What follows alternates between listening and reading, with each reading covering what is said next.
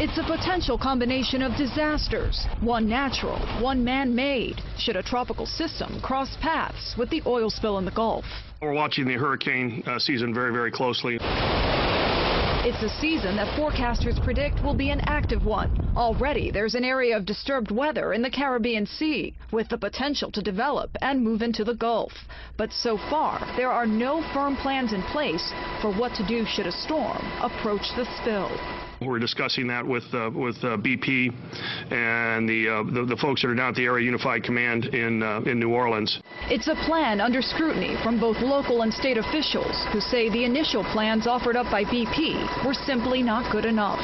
There isn't a plan. That we're in the working stages of that now, getting BP to look at that process and to put those plans in place. They've gotten more specific on their timelines. Now we're asking them to get more specific and get finalized agreements on staging areas and evacuation sites to make sure they've got enough capacity and they're not depending on resources that others may also be depending upon. It makes planning for it more difficult. Alex Kolker is an adjunct professor at Tulane University's Department of Earth and Environmental Sciences.